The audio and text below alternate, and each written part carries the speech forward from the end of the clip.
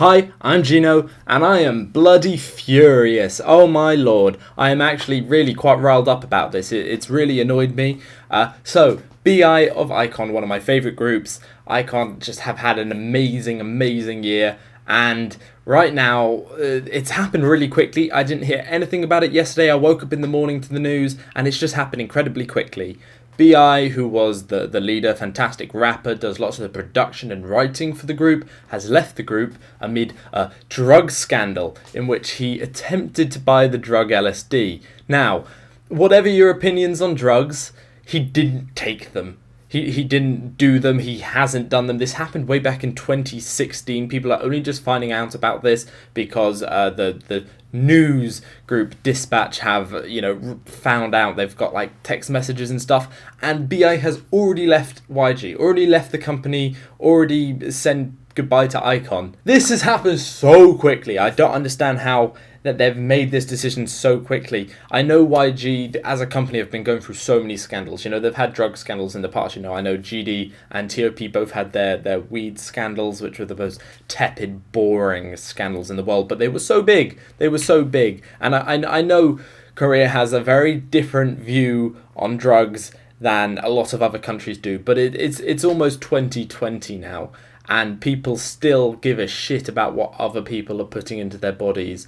And I just, I can't stand the ridiculous results of what's happening. So Icon are losing one of their most important members over this. Korea itself has lost a fantastic musician. And, to be honest, I just feel incredibly sorry for BI, because everyone at some point in like the UK or the US has tried some form of drug.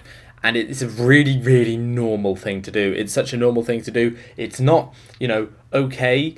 But, you can't expect sort of, 16 through 23-year-olds to stay on the straight and narrow all the time. They want to try different things. If you don't try anything, you're not exposed to anything. And this sort of conservative culture of just ignoring it or punishing people for admitting they've done it or finding out that they've done it is just so incredibly wrong, because all it does is it pushes things underground. It's the reason the war on drugs has never worked in the US or other countries. It's the reason why all the ridiculous crap in the Philippines won't work, because it just pushes stuff underground. And in the underground, it's worse. You get worse products, you get worse people. Those are the people that you need to target. You need to target the ones on the underground if you really want to target and solve drugs.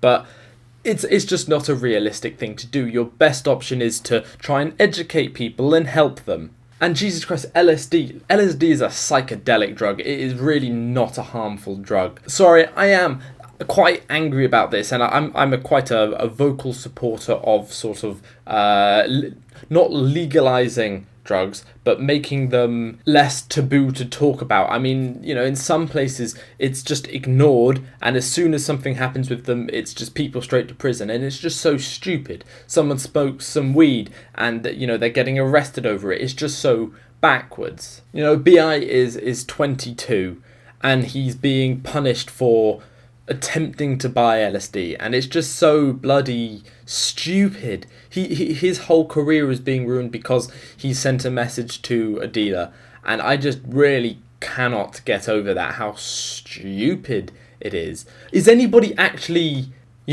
upset with him? Is anybody actually angry? I'm assuming there's always people who are angry about stupid things, but is anybody actually like, oh, he shouldn't be doing that, that's really awful, oh, he deserves to have his career? If there's anyone like that, they're an absolute tit, and I mean, I would shout at them a lot.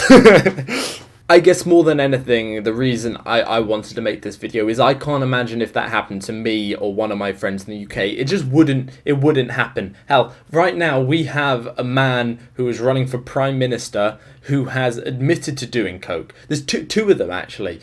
Boris Johnson and Michael Gove have both sort of admitted to doing drugs. And do you want to know why people are fine with it? because they did it when they were young. They did it when they were, just trying things out, or they were doing it for fun, because that's what these sort of things are for. If they were doing it regularly or they were addicted, that is an issue. That is something that absolutely should be stopped, and they should be given help. But because it's a light-hearted thing, it's a normal thing to do. Loads of people have done it. The first thing I learned when coming to uni, it wasn't anything about biochemistry, I can tell you that for sure. The first thing I learned is that everybody does coke. Everybody. You won't meet someone at uni who has never done coke, and that is just the situation. This whole taboo, oh, you shouldn't do this, it's awful, it's stupid. Yes, not many drugs are good for you, but neither is eating burgers, neither is drinking Coca-Cola, neither is cigarettes and all that stuff. It's okay to educate people about them. Just saying to somebody, you shouldn't do that, it's bad, is stupid. Education and help. That's what people need. They don't need to be kicked out of a group and have their careers destroyed at 22 because they attempted to buy some drugs. It's stupid. And, these K-pop idols are held on such ridiculous pedestals. And I personally blame the media for that, but it's also us as fans who are so ridiculously invested in their lives and everything they do. It's just absolutely mind-boggling. In the US, you have artists like, Pusha T. He used to sell drugs. And he's one of the most talented rappers out there, one of the most popular rappers out there. And do you want to know why that's cool? Because he talks about it, he educates his listeners about the dangers of drugs, but also why he was doing it. Because there's always a reason behind something. I'm sort of getting, sidetracked with all this stuff, but as you can tell, I'm very passionate about this sort of thing. And it makes me very upset. Now, iKON are one of my favourite groups. I hope they do continue to release, but without BI there, it's going to be difficult. He was one of their most important members of the team. He produced a lot. He did a lot of writing. He's done solo tracks for them. The whole of that Return album was so heavy with his influence, and I'm going to miss him a lot. And I hope he does continue to release music in some fashion.